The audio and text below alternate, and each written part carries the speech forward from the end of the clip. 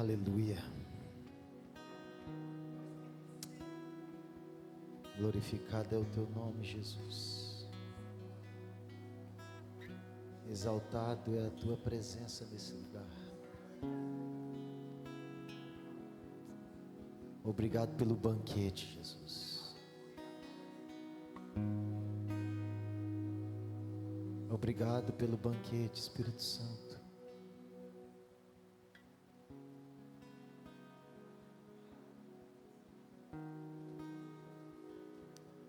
Graças e paz, igreja. Amém? Estão bem? Vocês estão bem? Foram muito perdoados? Fomos muito perdoados? Aleluia. Eu fico pensando como continuar um momento como esse, depois de tanta liberação do Senhor, porque é exatamente o que o Senhor tem feito em nós, é enchido o nosso interior, nos destravando para a vida, nos ensinando, nos fortalecendo, e hoje não poderia ser diferente. No louvor, nas palavras, nas impressões, o Senhor nos trazendo para um lugar de adoração. E enquanto nós orávamos aqui, o sentimento que me vinha era exatamente o sentimento onde Deus, Ele insiste com pessoas como nós, pessoas miseráveis, porque apesar de ter levantado nossas mãos e aceitado o Senhor Jesus como o único Salvador da nossa vida, há o nosso interior uma natureza pecaminosa que insiste em permanecer, e parece que tem dias que nós perdemos a batalha.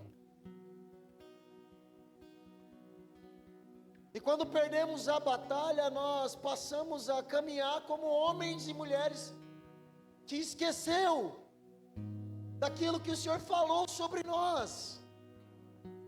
O que nós somos, não somente como uma igreja coletiva, mas o que nós somos no nosso interior.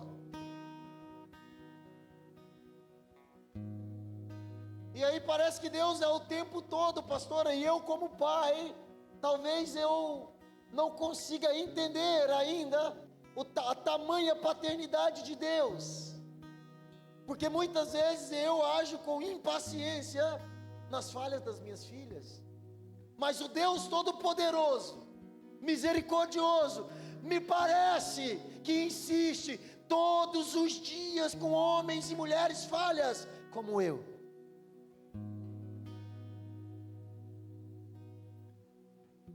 Um dia como hoje, pastora, numa liturgia comum, natural, tradicional, da nossa rotina espiritual, Ele vir e nos tocar e falar: ei, se arrependa, vamos ajustar esse louvor, vamos ajustar essa adoração. E eu não falo sobre som, sobre violão, sobre nada, eu falo sobre a adoração que eu tenho proposto a Ele.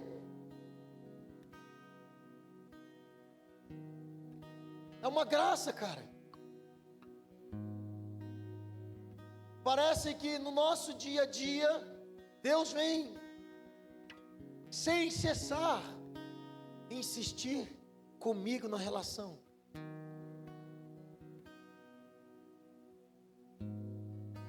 Nós glorificamos a Ele por isso, porque há um despertar no nosso interior, há um chacoalhão de Deus nos mostrando aonde nós devemos ir, em que ponto nós estamos nos perdendo, para que a gente possa permanecer, porque não faz sentido é a intervenção do Samir. Não faz sentido a gente ir.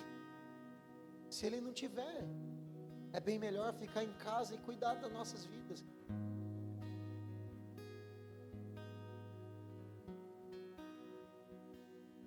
Ontem, em um momento na nossa casa, eu falava com a minha esposa, que está ali atrás, ali, a mais linda de todos os tempos. Não há e não vai haver mulher igual ela.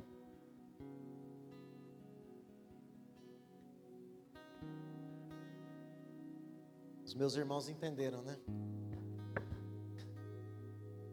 Mas falava com ela que tem dias, olha, presta atenção no que eu vou falar. Tem dias que a gente está caminhando, que vem setas na nossa vida, no nosso interior, dizendo, cara, é muito mais fácil, na ideologia de ser um ministro, um pastor, ser um pastor comum. Onde eu venho para o culto no domingo, onde eu prego, eu tenho uma boa relação com todo mundo, não se preocupo tanto, mas quando eu digo um pastor comum, queridos, eu quero dizer de um pastor que não entendeu a palavra. Volto para minha casa e tenho a sensação de um cumprimento espiritual, mas Deus nos levantou como evangelista que precisa se movimentar dentro de uma palavra verdadeira, e isso custa. Nos levantou como pastores para se movimentar numa palavra real, que se preocupa, que de fato entrega a vida, e isso custa. Se Ele chamou os ministros da casa, que nem ministro era, quem dirá os irmãos que insistem em ser irmãos comuns, de uma vida religiosa comum, litúrgicos até o último grau, bons em fazer muitas festas, bons em fazer reuniões de comunhão, mas quando nos é cobrada a postura de verdadeiros irmãos, isso custa.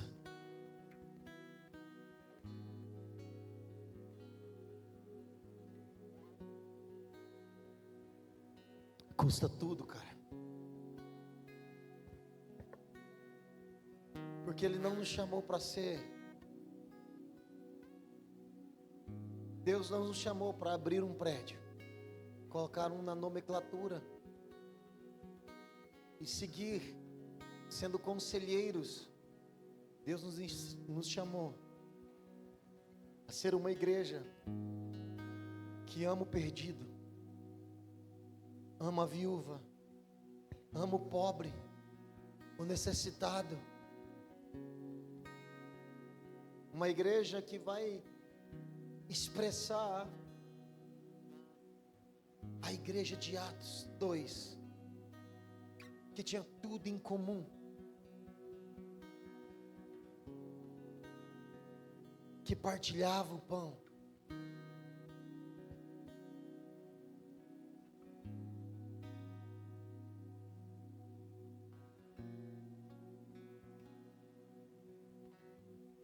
mas como eu disse, parece que isso foge da nossa visão, e por um momento nós passamos a viver tão tranquilamente nessa vida,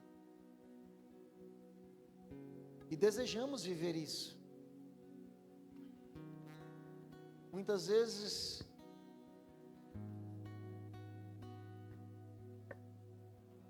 a rotina diária, as obrigações que nós mesmos buscamos e procuramos e escolhemos ter, nos empurra, nos fere a ser homens e mulheres comuns. E a mensagem da pastora Célia no domingo passado expressa exatamente o que nós estamos falando aqui.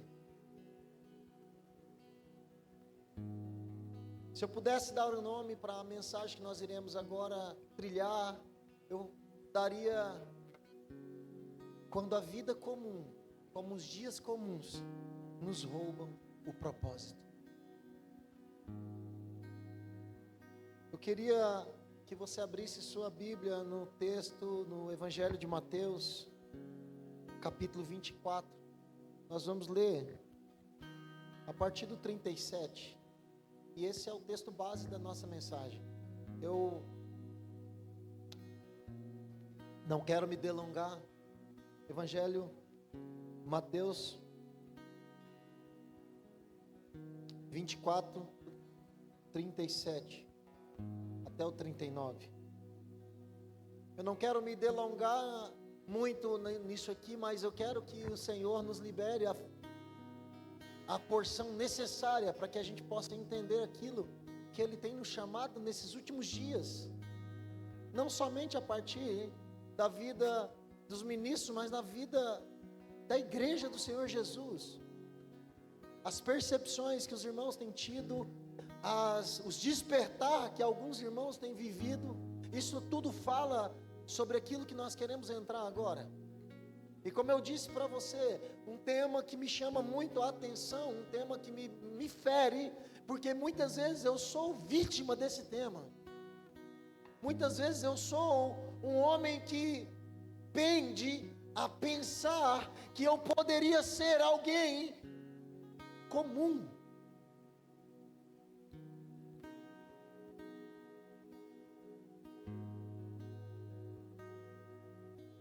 Enquanto eu vivi as minhas crises sobre ser ou não ser, comum ou não comum,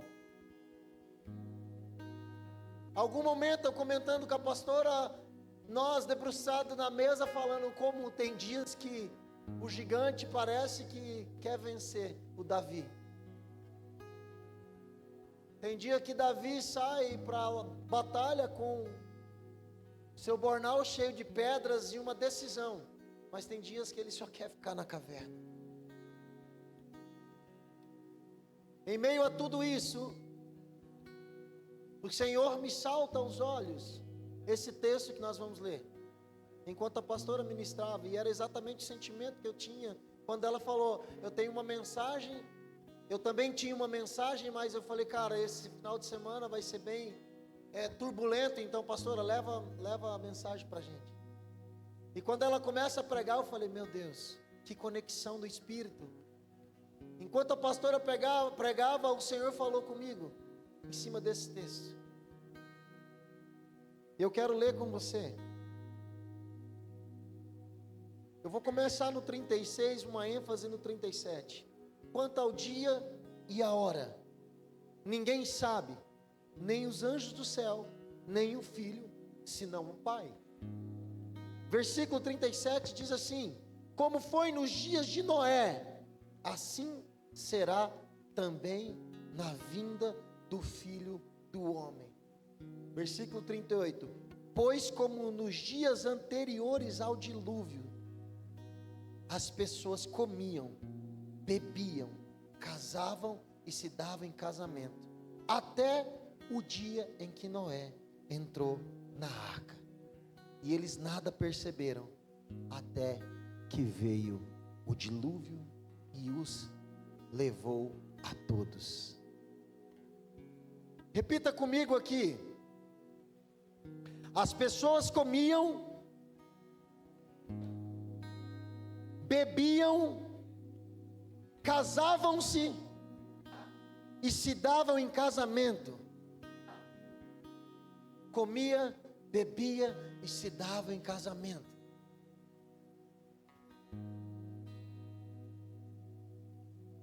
Para que a gente possa entender esse texto que o Senhor nos trouxe hoje aqui, eu preciso entender um pouco do contexto dessa história. Tudo começa com os discípulos chamando a atenção de Jesus para ver a construção do templo, no capítulo 24.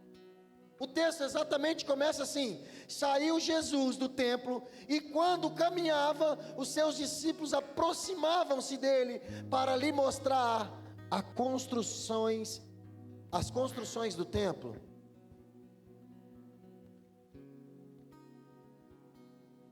O que acontece aqui é que Jesus, ele estava saindo do ambiente religioso, de culto, um ambiente onde ele mesmo estava pontuando algumas coisas. Se você for no capítulo 23, Jesus, ele levanta uma exortação dura contra fariseus, mestres, chamando de raça de víboras, insensato, cego.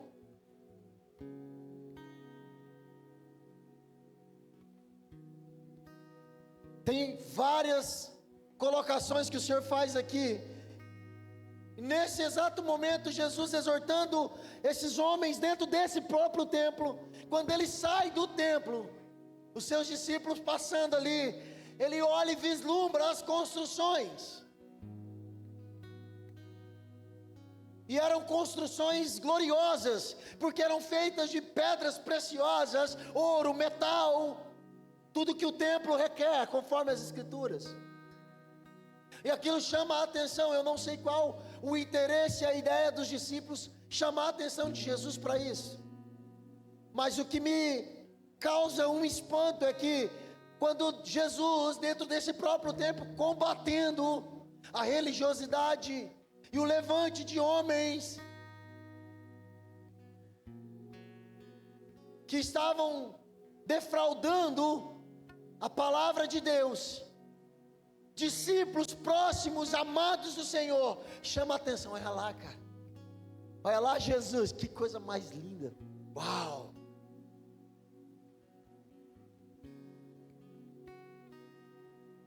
E Jesus, na sua gloriosa, magnífica percepção, e o maior discipulador de todos os tempos, olha para os seus discípulos e rebate essa chamada de atenção com uma exortação. Vocês estão vendo tudo isso? Yes, estamos vendo, glorioso é. Pois é, em verdade lhes digo, que não ficará aqui pedra sobre pedra que não seja derrubada. É um banho de água fria, Elias. É um banho de água fria, sabe? Você empolgado. Olha lá na sua casa, Jesus. Olha o que está acontecendo aqui. Jesus fala, está vendo tudo isso? E reforça o entendimento da chamada de atenção. E aí ele diz, pois é, não vai sobrar nada disso aí. Vai tudo ruir. É um choque. É um choque de realidade. Enquanto os discípulos vislumbravam a gloriosa construção, Jesus, ele vem com uma contra-resposta dizendo, vai cair, cara.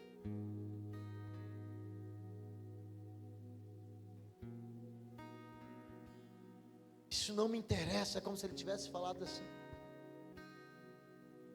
Só que agora, com essa colocação de Jesus, causa um tipo de ambiente entre discípulo e o Cristo.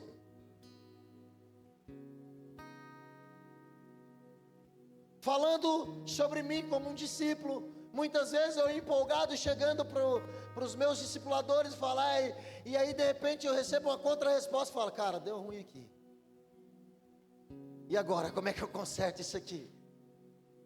Eu empolgado, aconteceu várias vezes isso aí. E não foram poucas. Inclusive no início, eu cheio de ideias. E o apóstolo fala assim, cara, mas mano, isso aqui é totalmente fora do que nós vivemos. Aí eu, sou crente então não, E eu me imaginei agora como um desses discípulos dizendo, uau, olha que construção maravilhosa. E o próprio Cristo falando, não vai sobrar nada disso aí. E aí o clima pesa. Bom, Jesus quer falar alguma coisa aqui. Imagina os discípulos. E aí eles fazem uma pergunta que ecoa. Mateus 24, 1 e 2 vai dizer assim. Então eles perguntaram, quando acontecerão essas coisas? Que sinal haverá da tua vinda e do fim dos tempos? Checkmate em Jesus. Porque Jesus, ele combate uma ideia, e agora os discípulos, em cima da sua exortação, ele faz uma pergunta e é um checkmate. Uau, acertaram. Só que enquanto eu li e orava, me veio um sentimento sobre essa pergunta, porque é mais fácil eu automatizar a minha relação para cumprir uma tarefa, do que de fato viver de uma forma intensa até a vinda do Senhor. Então essa pergunta parece ter algo por trás, já que não vai sobrar pedra sobre pedra. Quais sinais? O que eu posso fazer? Como eu vou me preparar? Como eu me posiciono? Quando nós estamos vivendo no automático de nossas relações, seja ela trabalho, seja ela casamento, vida com o Senhor, qualquer relação que nós tivermos, quantos de nós estamos buscando perguntas ao Senhor: quando será a sua vinda para eu me consertar? Quantos de nós estamos vivendo um marasmo no nosso casamento, na nossa vida com Deus, na nossa vida secular, vivendo um automático?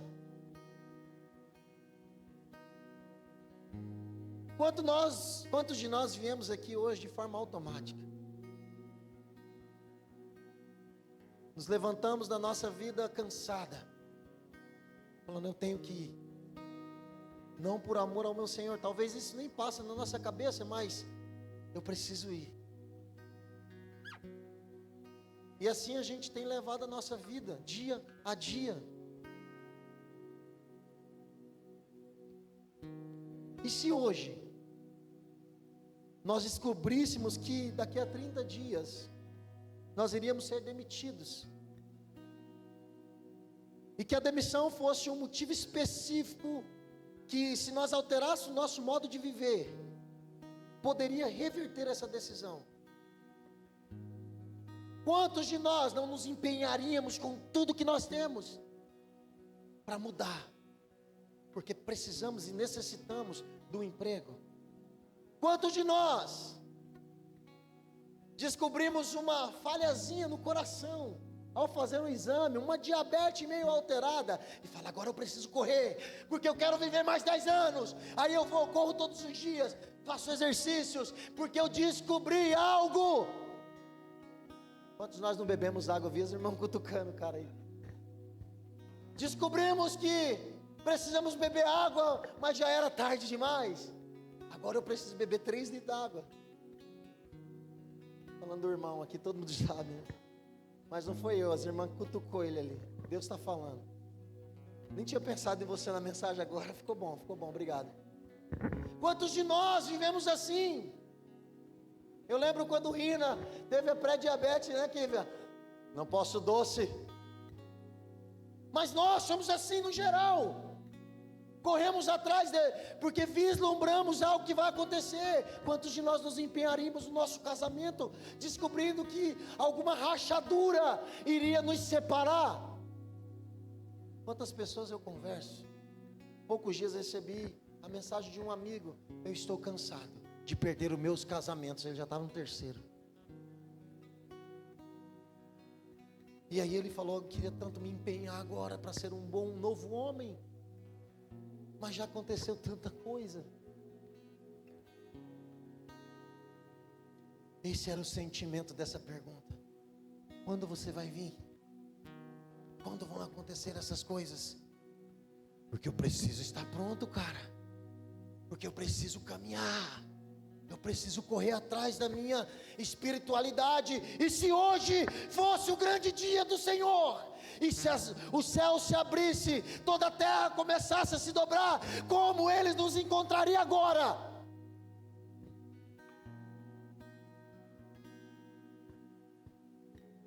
Automático.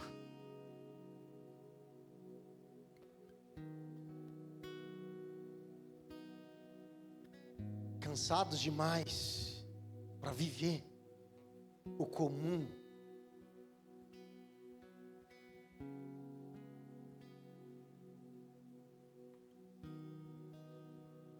Nós tivemos uma intervenção aqui do Samir falando sobre, iniciou com a Yaya falando sobre uma mulher que ela reconhece que ela precisa entrar num ambiente e quebrar paradigmas e romper com tudo aquilo, entregar tudo, e daqui a pouco ela sai, e Jesus fala: quem muito foi perdoado, muito ama. E aí ele começa a falar que a história dela ia ecoar, e olha onde nós estamos, mais de 2000 anos, e agora ela está vindo até aqui falar para nós a postura de alguém que de fato foi perdoado. E aí de repente o Senhor fala no ouvido do Samir: olha, vocês precisam buscar o arrependimento, porque muitas vezes vocês estão indo em alguns lugares onde eu não estou, e vocês estão cantando que você quer estar onde eu estou. E aí vem um batismo de arrependimento. Nós viemos aqui e glória a Deus e tal.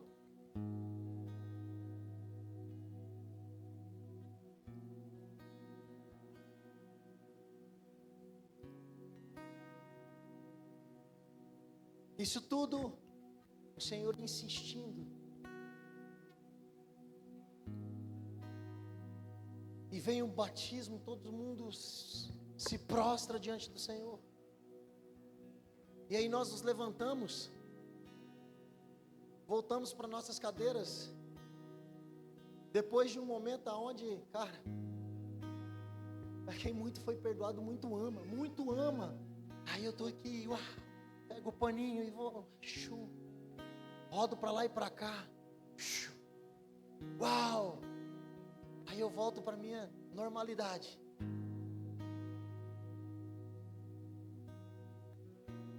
Como se nada tivesse acontecido. A minha postura não é de quem foi perdoado. A minha postura é de quem não entendeu e veio automático aqui. Muitas vezes nós estamos vindo aqui na frente de forma automática. O rebanho levantou e foi, eu estou aqui, ó. Não sei nem o que está acontecendo, mas estou chegando. Ajoelhou, vou ajoelhar também.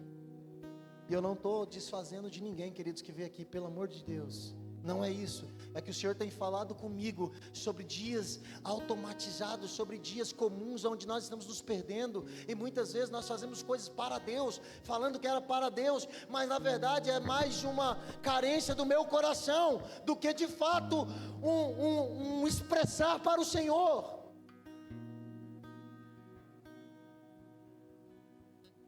Por isso que nós abrimos aqui a nossa introdução falando que muitas vezes nós estamos fazendo coisas automáticas.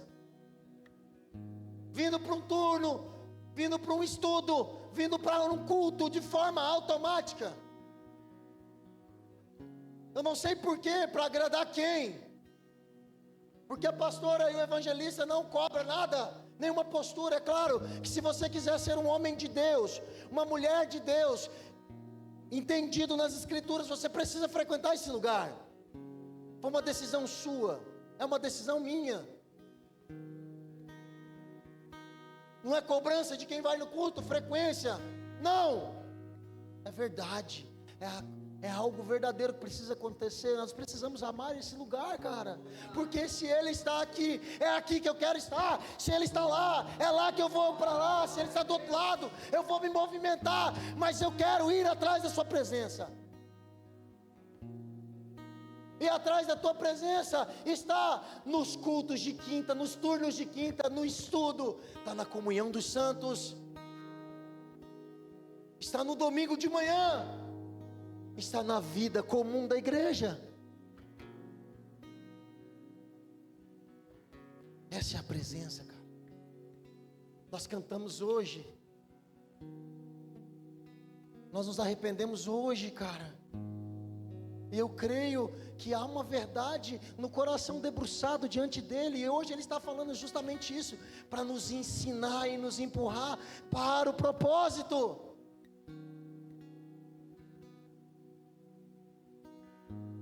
E até aqui nós estamos na pergunta dos discípulos: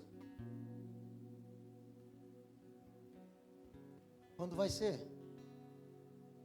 Vai cair essa parada toda, eu não quero estar debaixo, mano. Jesus não exorta, cara. Vai cair isso aqui, eu não quero estar debaixo. Que dia para eu sair fora? Talvez eles estavam falando, cara, eu estou mais dentro do que fora. Se cair eu vou morrer. Estão me entendendo, queridos? Parece que eu sei. Parece que eu estou sozinho, hein?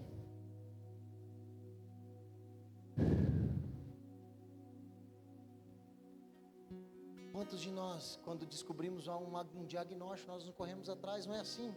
Nós sempre fazemos isso. Eu não estou isento.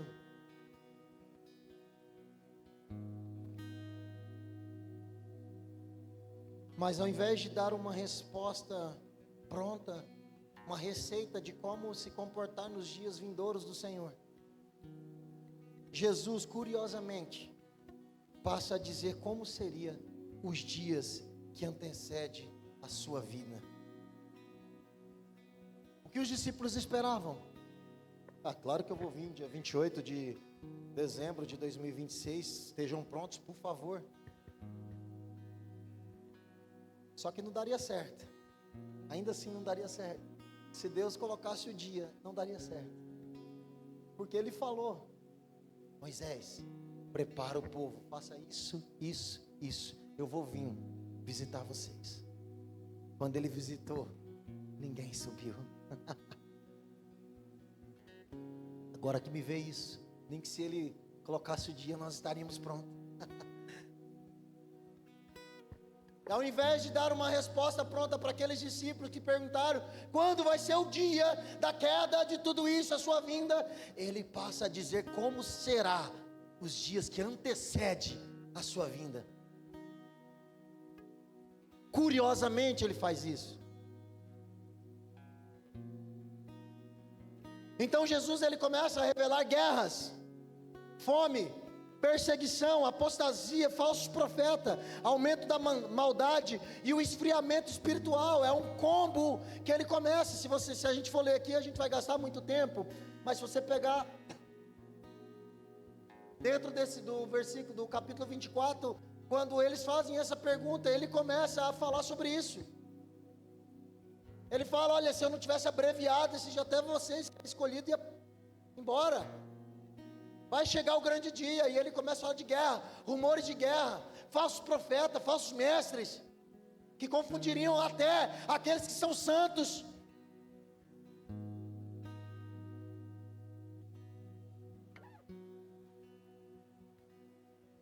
Em Mateus 24, 26, Jesus continua falando sobre um tipo de comportamento daqueles que um tipo de comportamento que antecedia a sua vinda. Pois aparecerão falsos profetas,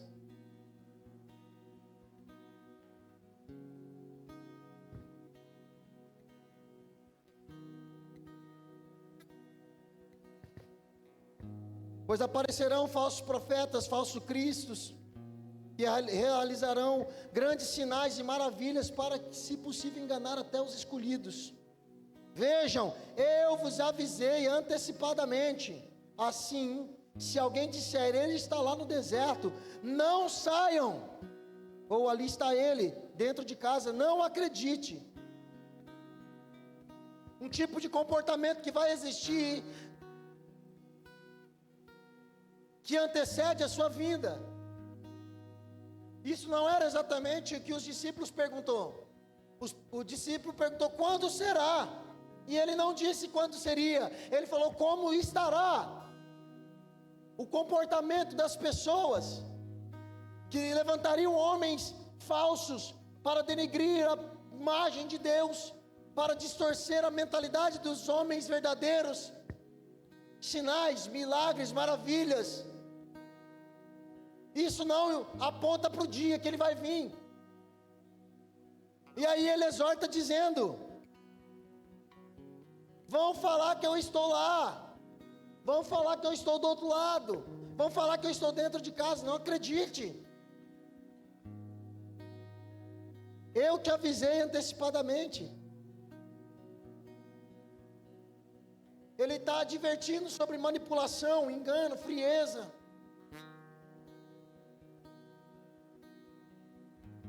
E logo depois disso, Jesus diz: porque assim como o relâmpago sai do Oriente e se mostra até o Ocidente, assim será também a vinda do Filho do Homem. Demonstrando que ele virá, será visível, mas será como um relâmpago, inesperado.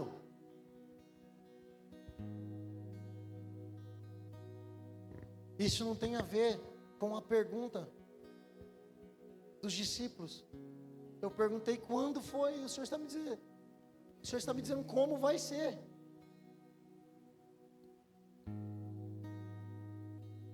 Jesus não tinha a intenção de saciar a ansiedade dos seus discípulos. Jesus tinha a intenção de dizer como era o comportamento dos últimos dias, como estaria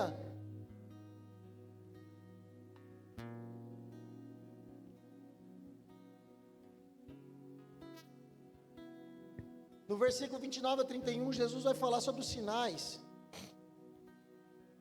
Sinais do sol, lua, estrela, abalo dos céus, manifestação manifestação gloriosa do Filho do Homem. E ele mostra que a sua volta vai ser poderosa, visível, pública.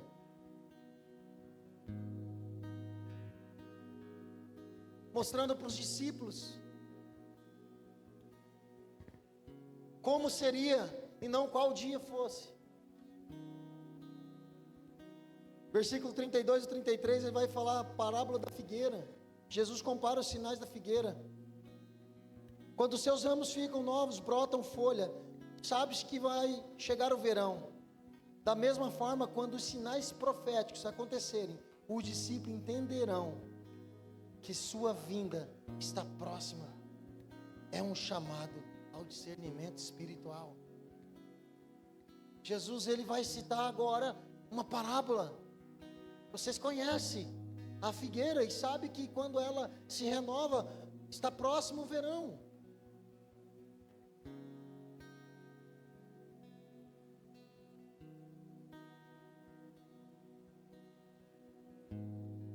Assim será a volta do Senhor. Pronto, Jesus responde a pergunta daqueles homens, não com dia e nem com data. Quem eles precisam ser nesses dias? Porque quando ele fala, é como a figueira que renova suas folhas e chega o verão, assim será a volta do Senhor. Ele está chamando a um discernimento. Ele está chamando os discípulos a discernirem os tempos. Ele não está dando uma data para que ele venha, mas ele fala: ei, fique atento aos sinais que eu estou te falando. Em outras palavras, Jesus está dizendo aos seus discípulos para enxergar, entender e ser vigilante, atentos.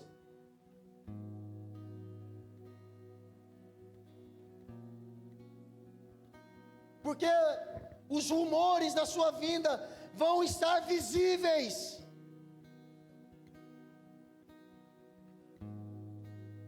Rumores de guerra, fome, perseguição. Muitos de nós estamos sentados na frente das nossas televisões, dos nossos celulares, recebendo mensagens, sendo bombardeado de mensagem. Guerra contra o Irã, os Estados Unidos acabando com tudo, explodiu fome, surto. Estamos recebendo como uma notícia ruim, e nós compartilhamos com o nosso irmão. Você viu lá? Temos que orar por esses caras. mas não estamos percebendo que a vinda do Senhor está próxima. Sabe por quê? Porque eu normalizei a minha vida. Sabe por quê? Essas mensagens, André, não entram no meu interior como um impacto da vinda do Cristo, porque está normal para mim, porque eu estou vivendo no automático. Eu até chamo os irmãos para orar, mas eu não sei por que eu estou intercedendo. Se Jesus, se agora, queridos, agora, nesse exato momento, o de repente do Senhor viesse, como Ele nos encontraria? Vigilantes?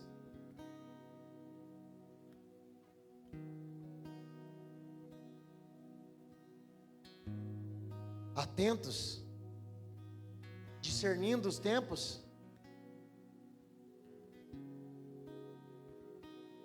A figueira até trocou a folha, eu não sei que entrou o verão. Tudo é motivo para me empurrar para as normalidades da vida. Meu trabalho me cansa demais. Meu trabalho me pega. Meu filho, minha filha, me demanda muito, eu não sei o que eu vou fazer. Meu Deus. A rotina da casa me quebra, cara. Eu estou em construção, não sei se vocês sabem. Tem dias que a gente quer só dormir. Tem dias que você quer ser só normal. Tem dias que a rotina é tão pesada que no domingo eu quero fazer conta. Meu Deus, queria ficar em casa. Não que seja um problema, não é isso. Não estou condenando o fato de você querer descansar. Mas quando isso se torna o centro da nossa vida, nós estamos pecando contra o Senhor. Quando me passa pela cabeça que eu queria ser uma pessoa normal, sendo chamado para o Evangelho, quando isso passa pela minha cabeça, eu estou pecando contra o meu Senhor.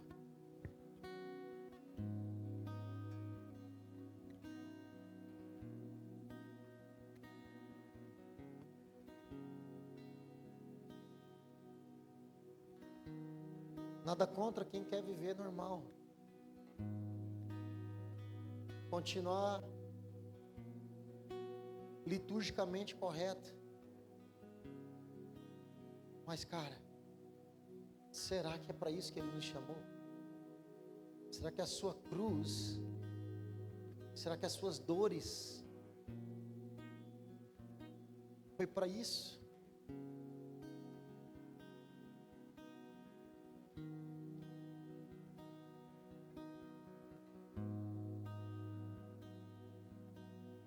E agora eu queria enfatizar Mateus 37, que vai dizer: como foi nos dias de Noé, assim será também na vinda do Filho do Homem.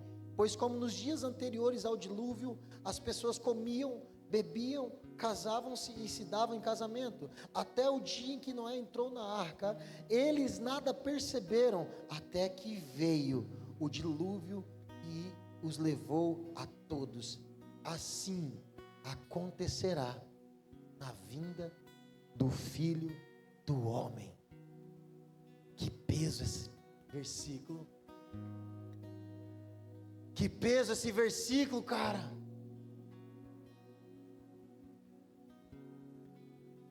Jesus resume a história dos dias de Noé como as pessoas que comiam, bebiam e se davam em casamento.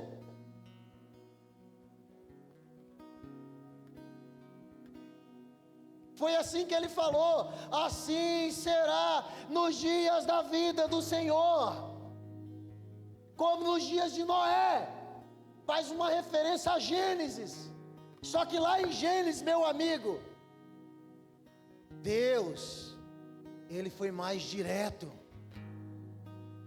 Ele disse assim: o Senhor viu quão grande era a maldade do ser humano na terra, em que toda a sua inclinação, seus pensamentos, seu coração era mau.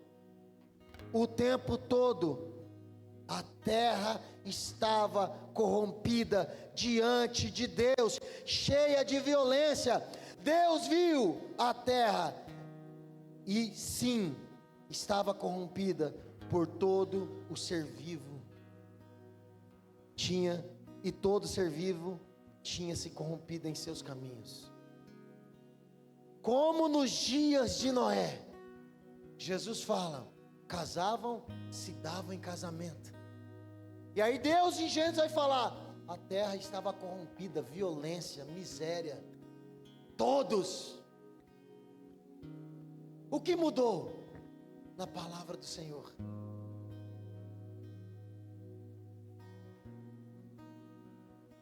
O que mudou? Quando Jesus ele fala, ei, a vinda do Senhor vai vir ser como nos dias de Noé.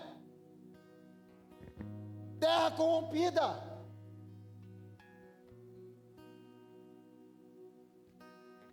Esqueceram do Criador.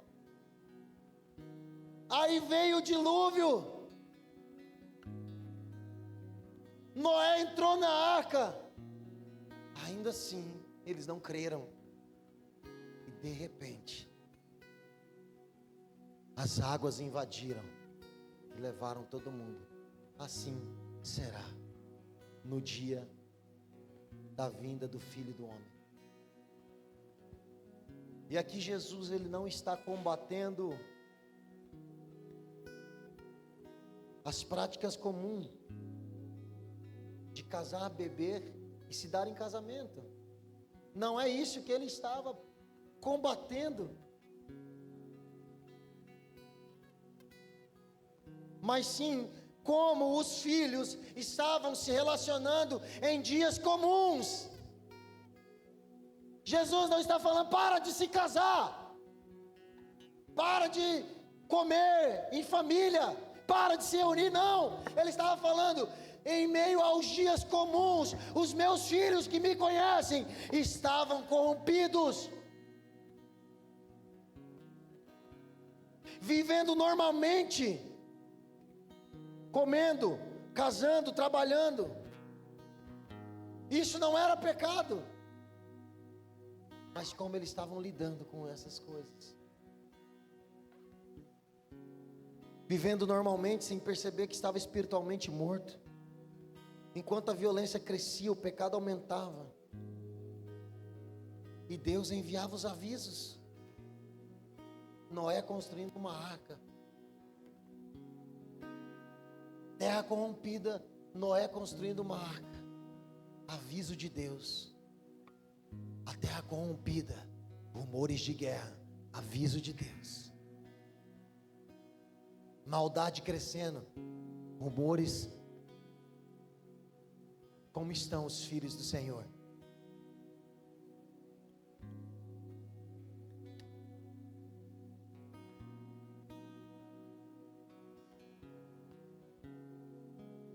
O povo continuava indiferente nos dias de Noé.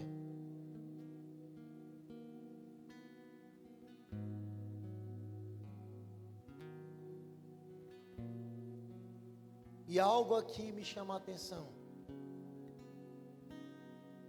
No versículo 39 do livro de Mateus, capítulo 24, vai dizer: eles nada perceberam, até que veio o dilúvio e os levou a todos. Me fala, Elias e Rina, os homens que nos ensinam, qual o tamanho da arca? Talvez não vai saber com precisão, mas qual a dimensão da arca?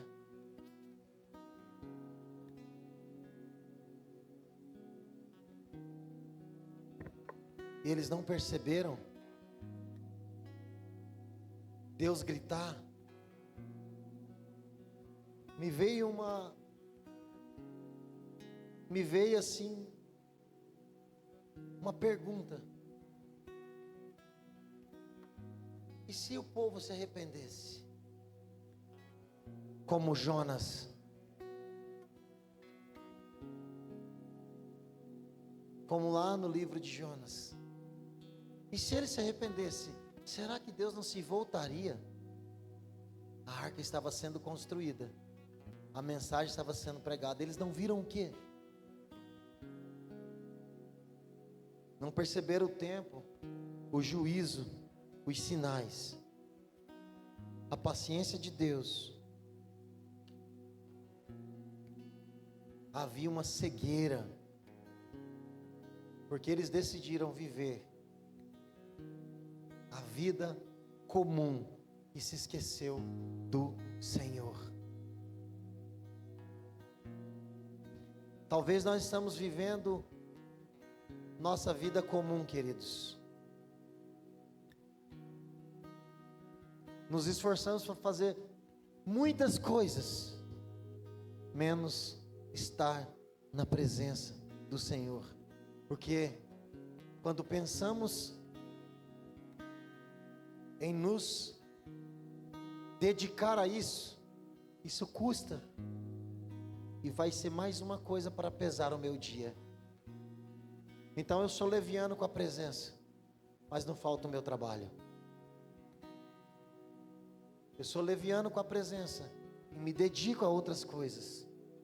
Sou leviano porque Deus é perdoador, Deus é maravilhoso, e se eu vir aqui na frente agora, Ele vai me perdoar, cara. Talvez eu não faça essa conta, mas no fundo é assim. Chega aqui, o Senhor está renovando, uau, Ele me perdoou da minha desgraceira que eu fiz até agora, e aqui eu vou viver. Dura uma semana, daqui a pouco eu volto para a normalidade da vida, e aí eu volto a expressar: cara, essa rotina está me matando, preciso de um descanso. Aonde eu vou cortar na minha carne? Não, futebol não dá. Não, a comunhão com os irmãos não dá. Vou cortar na minha devoção. Aqui eu consigo descansar mais um pouco.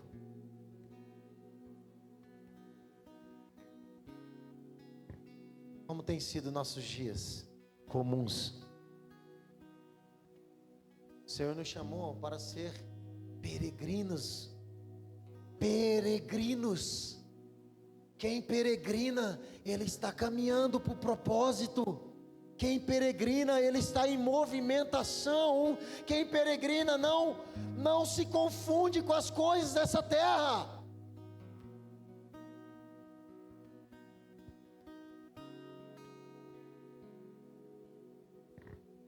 Tem duas opções para nós: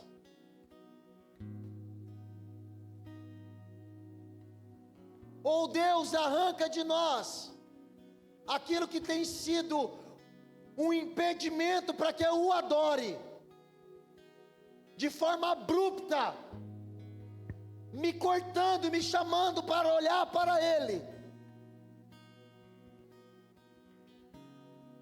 Ou Ele arranca de mim o meu cansaço, tirando de mim as coisas que de fato importam. E eu não sei o que importa para você, se é seu trabalho, seu filho, sua casa, sua rotina. Se Deus arrancasse para que eu olhasse para Ele, ou Deus me entrega para essas coisas, ou Ele me entrega para as minhas paixões. E se Ele me entregar para as minhas paixões, queridos, serão como os dias de Noé. Eu vou viver tranquilamente a minha vida, mas Ele virá. E eu posso estar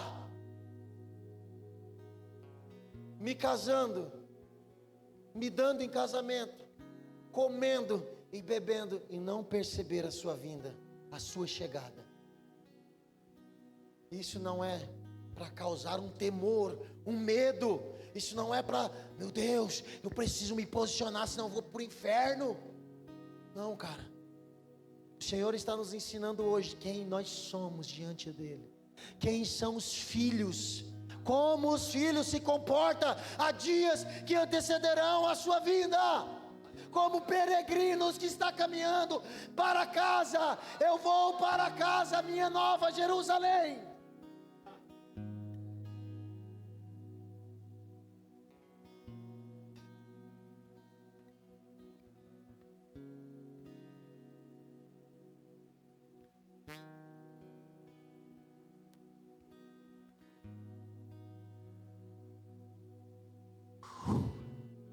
Aí vem a grande pergunta: ei, que dia, Pai?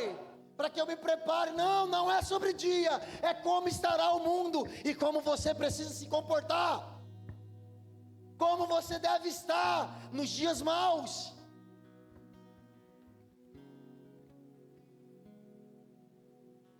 Como eu estou nos dias maus, gente? O Senhor não falou que eu não passaria por provações, tribulações, dificuldade. Ele falou: eu sou contigo, cara. Como eu passo? A pergunta é: mas e aí? Como eu vou fazer? Pega essa palavra para você. João capítulo 14. Não se turbe o vosso coração. Credes em Deus, credes também em mim. Na casa do meu Pai há muitas moradas. Se não fosse assim, eu não teria dito: vou preparar o lugar. E quando eu for e vos preparar lugar, eu virei outra vez e vos levarei para mim mesmo, para que onde eu estiver, estejais vós também.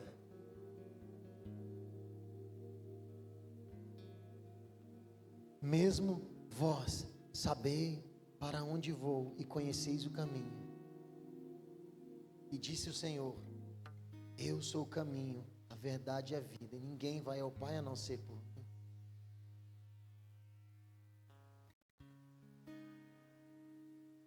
E ele diz mais, para não delongar lendo, você lê em casa: eu vos deixo o Consolador. Sabe como nós vamos viver os dias maus? Nos dias de Noé não tinha um Consolador, cara, mas tinha o Senhor avisando. Agora nós temos o Consolador e Ele é acessível, Ele está aqui, eu posso palpar. O problema é que nós fugimos do lugar de devoção. 90%, 99,999% dos nossos problemas está na falta da nossa devoção ao Senhor.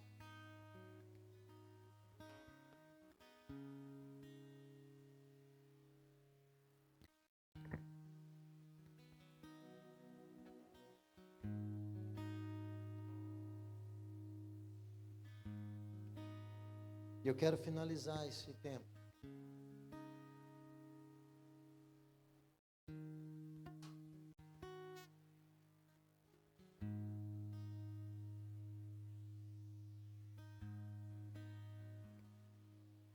essa palavra que veio me cortar primeiro, veio arrancar de mim ainda como eu tenho vivido nos dias que antecedem a sua vinda.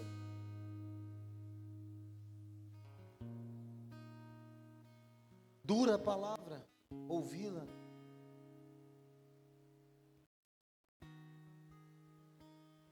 E o Espírito Santo de Deus, Ele ainda assim nos consola. Eu queria finalizar, queridos, mas eu queria que você recebesse essa palavra de todo o seu coração. Se isso te cortou, glória a Deus. Se não te cortou, glória a Deus também. Talvez você precisa nos ensinar como ser mais constantes, ou atentos à vinda do Senhor. Mas a palavra de Deus diz em 1 Tessalonicenses capítulo 5,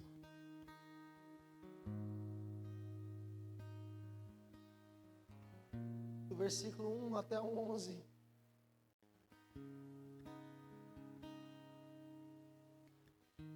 ele vai dizer assim: irmãos, quanto aos tempos, às épocas, não precisamos escrever, cara, pois vocês mesmos sabem perfeitamente o dia que o Senhor virá. O Senhor virá como um ladrão à noite, quando disserem paz e segurança, a destruição virá, e de repente sobre eles como as dores do parto de uma mulher grávida. De modo nenhum escaparão. Vocês, porém, irmãos, não estão nas trevas, para que esse dia os surpreenda como ladrão.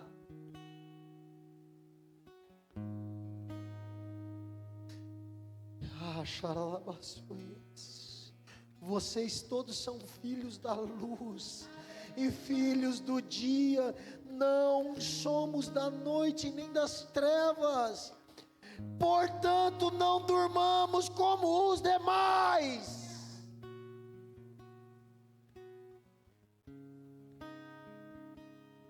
Mas sejamos alertas, sejamos sóbrios, pois os que dormem de noite dormem, os que se embriagam de noite se embriagam. Nós, porém, que somos do dia, sejamos sóbrios, vestindo a couraça da fé e do amor e o capacete da esperança da salvação. Porque Deus não destinou para a ira, mas para receber a salvação por meio do nosso Senhor Jesus. Ele morreu por nós, que quer despertos, quer dormindo, vivamos unidos a Ele. Escute, por isso, encorajem-se, edifiquem-se, como de fato vocês estão fazendo. Quantos aqui entendeu? Dá um glória a Deus. Presta atenção, até agora nós estávamos assim, a vinda do Senhor. Os discípulos estavam falando, cara, qual dia será? Como eu vou fazer? E ele fala, não, é como você vai estar. Você não precisa saber o dia, ele virá como ladrão, cara. Muitos serão pegos despercebidos, mas vocês não, porque vocês não são filhos das trevas, porque vocês são filhos da luz. E quem é filho da luz, ele vive como se ele estivesse vindo todos os dias. Se ele vir agora, ele encontrará os filhos da luz glorificando e exaltando, se arrependendo. Por isso eu creio, André, que o arrependimento é genuíno, cara. Por isso eu creio que a gente volta daqui num momento como esse, expondo, limpos. Se ele vir agora, ele vai me encontrar, cara, em lágrimas, chorando, me perdoa, cara, porque eu fui um vacilão na tua presença.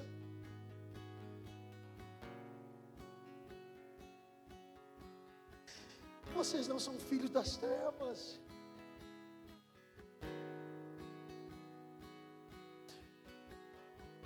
Nós que somos dos dias, vestimos a couraça da fé, acreditando, Elias, todos os dias que eu posso sair desse lugar. Porque quanto mais rápido eu sair desse lugar, mais rápido eu vou poder ser luz para você, cara. Quantas pessoas estão ali esperando um posicionamento meu, porque sou filho da luz.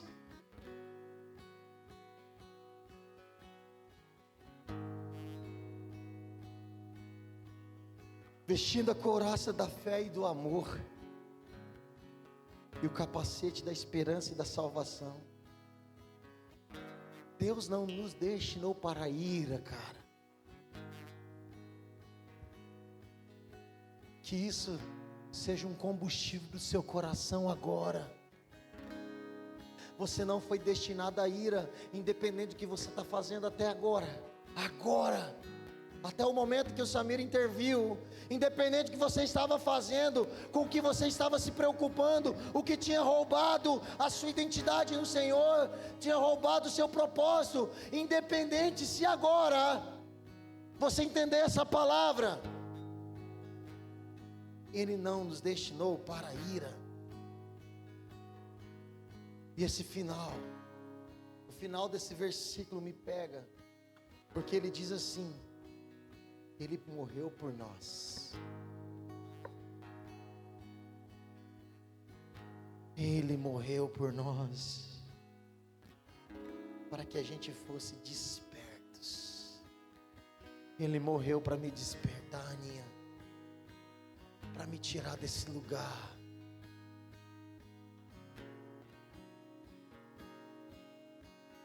E aí ele fala, como é a vida de quem está esperando o Senhor.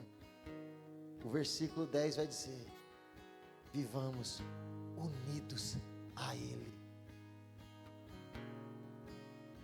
O que é ser unido a Ele?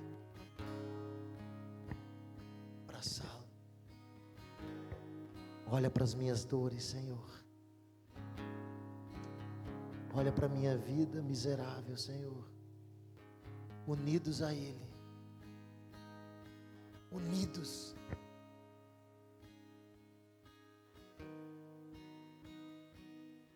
E aí ele dá uma última instrução no versículo, que é o que acontece e é para acontecer conosco. Se você olhar, você que entendeu a palavra, você está vivendo isso agora, unidos ao Senhor, esperando a vinda dEle, se comportando como um peregrino e não como um homem dessa terra. Agora você está atento, você está vigilante. Agora você está reconhecendo os sinais. A vinda está próxima. Uau, ele vai vir buscar. Aí de repente você olha para o lado, o seu irmão não está na mesma pegada, o seu irmão não está caminhando conforme. E aí qual o seu propósito agora? Porque você é vigilante, porque você agora entende, agora você discerne. A palavra do Senhor diz: encorajem uns aos outros. Sabe o que Jesus está falando? Sabe o que Paulo está falando aqui? É assim: ei, se levanta, cara, se levanta, bora caminhar, a nova Jerusalém é para lá. Se Ele está lá, eu vou lá. Se está aqui, eu vou ficar, eu vou atrás da sua presença. Encorajem.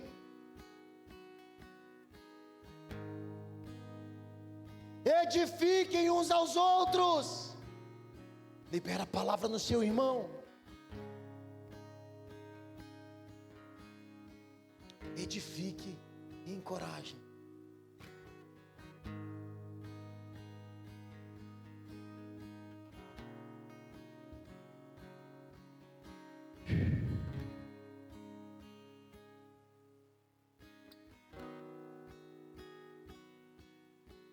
E aqui eu encerro essa mensagem, queridos.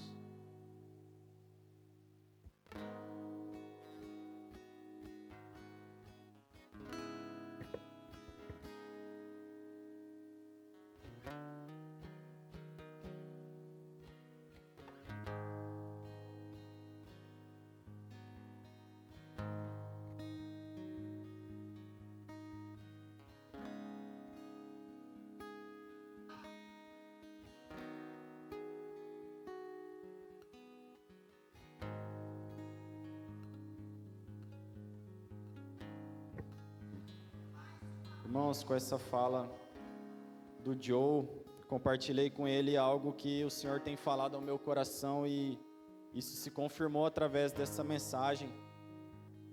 O Senhor tem falado muito fortemente, eu tenho compartilhado com alguns sobre os dias de Joel.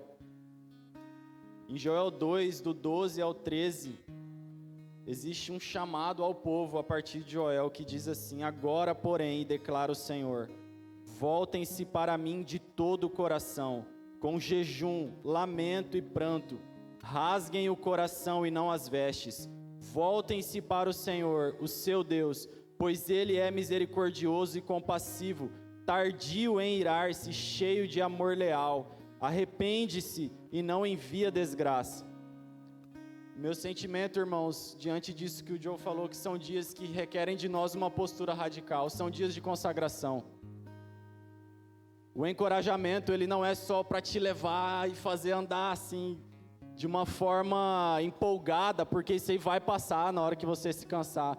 O encorajamento é um chamado ao arrependimento, é um chamado ao conserto, e nós viemos aqui fazer conserto com o Senhor nessa manhã, mas amanhã é um novo dia, e amanhã, e ainda hoje, para quem quiser responder ainda hoje, é um dia de consagração, é um tempo de se derramar diante do Senhor em consagração.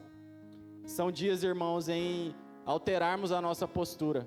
O meu sentimento é jejum e lamento e consagração. Nós precisamos alterar a nossa maneira de caminhar, e aqui já estamos na terceira mensagem que o Senhor está nos chamando a isso. E existem ferramentas dadas ao Senhor a nós para isso. E Ele está nos chamando, não são dias de festa. A nossa festa não é porque a gente tem música e etc., mas é porque fomos perdoados. Mas a postura de alguém que foi perdoado é quebrantamento, é arrependimento, é prostração. Aleluia. Eu não sei nem como eu vou encerrar isso aqui. Eu não sei o que você entendeu.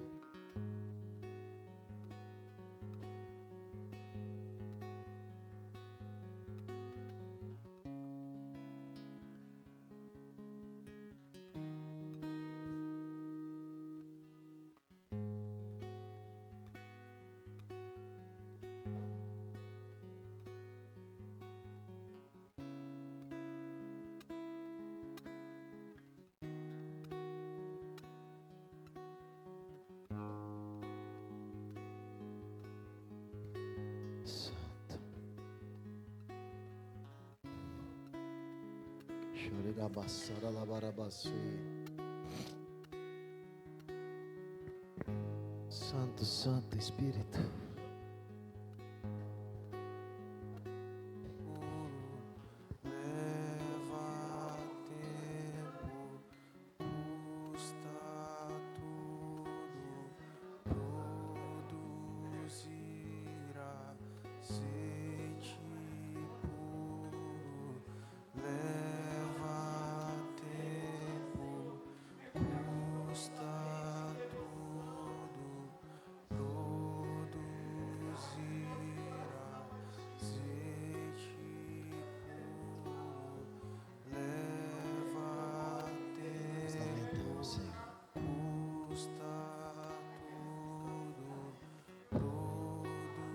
Nós somos filhos da sua luz, Senhor.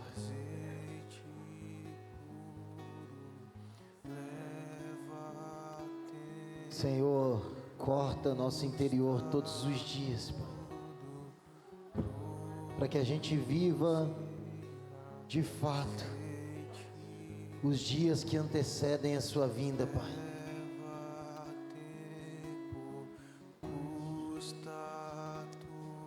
Corta, Senhor amado, em nós.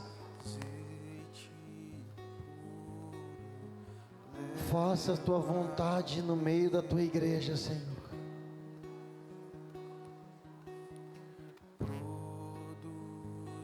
Desperta-nos, ó Senhor. Desperta do nosso sono, Pai.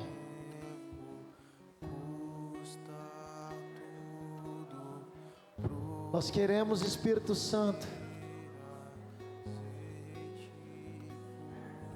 ser como peregrinos,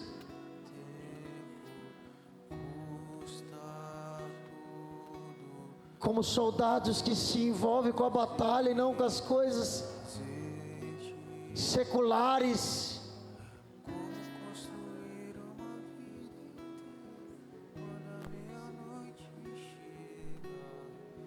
Não nos permita, Senhor, viver os dias comuns como homens comuns.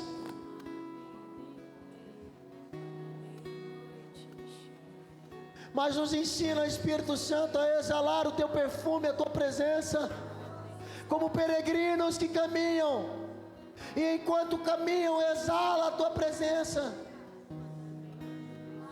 Peregrinos que sabem para onde estão indo.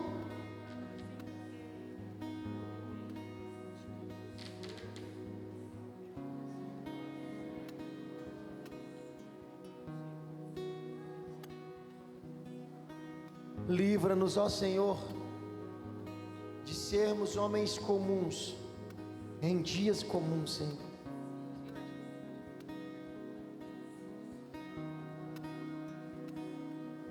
Tira toda distração, Espírito Santo. Seja ele o mínimo, Senhor.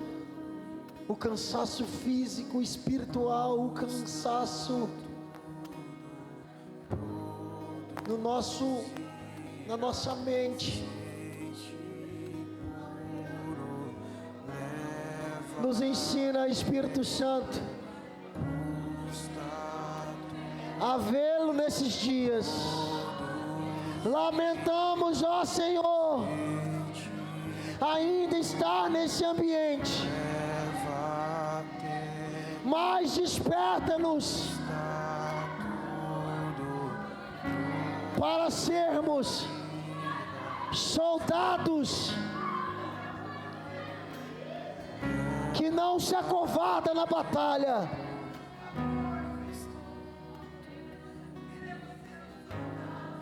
Xaralamaramaçoie calaramas.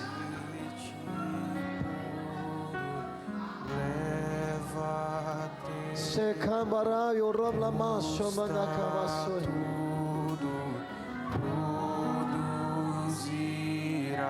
Azeite puro leva tempo, custa tudo produzir.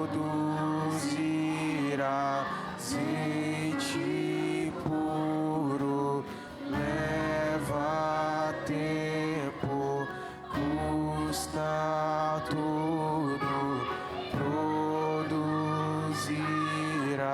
Azeite puro leva tempo, custa tudo produzir. Azeite puro leva tempo, custa tudo produzir. Azeite puro leva tempo, custa tudo produzir.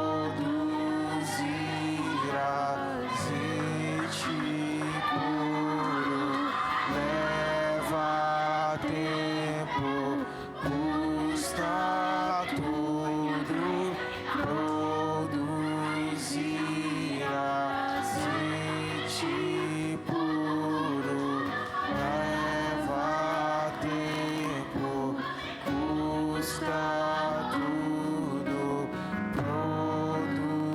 produzir. Azeite puro leva tempo, custa tudo produzir. Azeite puro leva tempo, custa tudo produzir. Azeite puro. Como construir uma vida inteira quando a meia-noite chega?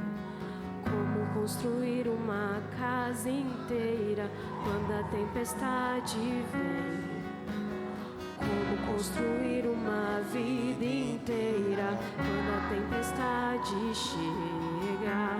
Como construir uma casa inteira quando a meia-noite vem? Como construir uma vida inteira quando a meia-noite chega? Como construir uma casa inteira quando a tempestade vem? Como construir uma vida inteira quando a meia-noite chega?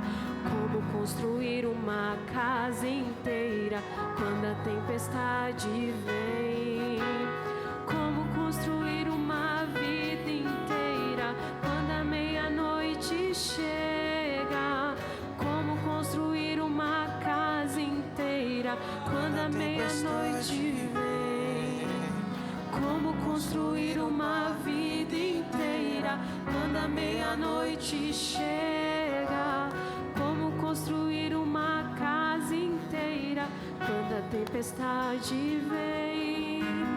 Leva tempo, custa tudo produzir azeite puro. Leva tempo, custa tudo produzir azeite puro. Estejam prontos para servir e conservem acesas as suas candeias, como aqueles que esperam seu Senhor voltar de um banquete, para que quando ele chegar e bater, vocês possam abrir rapidamente. Felizes os servos cujo o Senhor encontrar vigiando quando voltar. Eu afirmo que ele se vestirá para servir e fará com que ele se recline à mesa e virá servi-los. Entendam, porém, isso: se o dono da casa soubesse a hora que viria o ladrão, não permitiria que a casa fosse arrombada. Estejam vocês preparados, porque o Filho do Homem virá numa hora em que não esperam. Então Pedro perguntou: Senhor, está contando essa parábola para nós ou para todas as pessoas? Senhor, nós não queremos fazer essa pergunta de Pedro, Pai.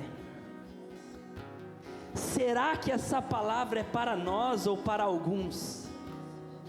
Será que essa palavra é para nós ou para os ministros da casa somente? Será que essa palavra é para nós ou para os outros? Será que essa palavra é para nós ou para os líderes? Será que essa palavra é para nós? Pai, nós não queremos, diante das palavras que o Senhor tem liberado, fazer um cálculo, Senhor, se essas palavras são para nós mesmos. E a resposta da pergunta de Pedro de Jesus também é uma pergunta. Jesus respondeu: quem é o administrador e fiel e sensato, a quem o Senhor encarrega do seu servo, para lhes dar a porção de alimento no tempo devido? Quem é o administrador fiel e sensato? Essa pergunta o Senhor devolve para nós hoje.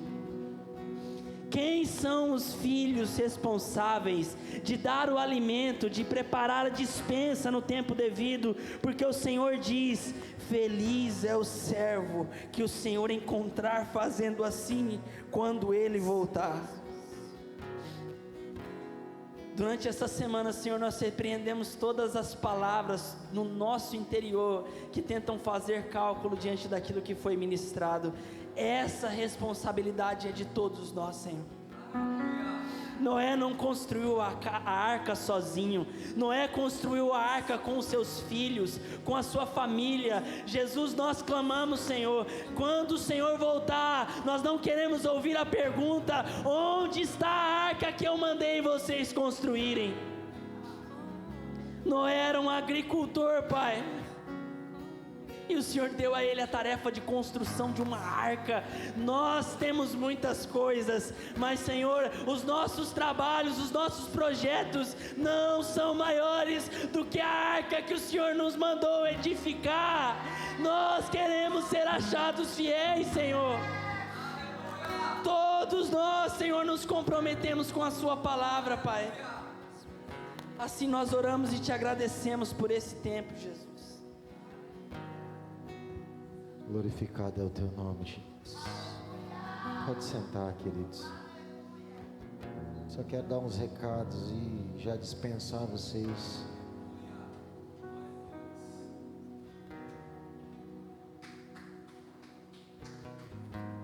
Ele está aqui, eu vi.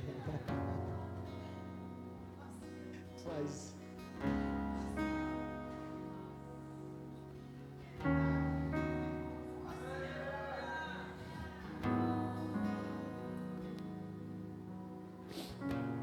queridos, terça-feira, reunião nas casas. Fique atento ao grupo.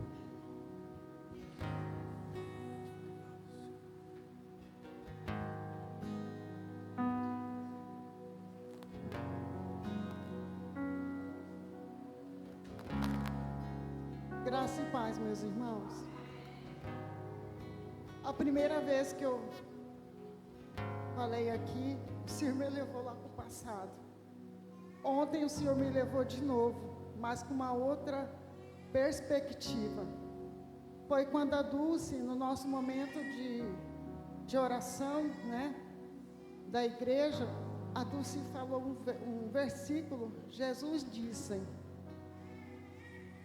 eu sou ontem, hoje e eternamente.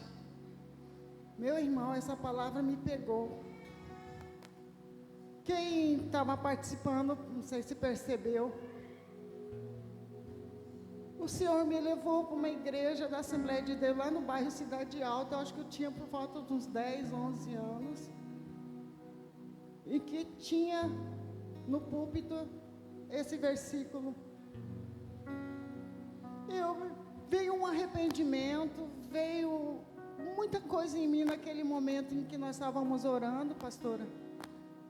E parece que eu sentia que fosse um reencontro com Jesus. Falei, mas por que esse reencontro?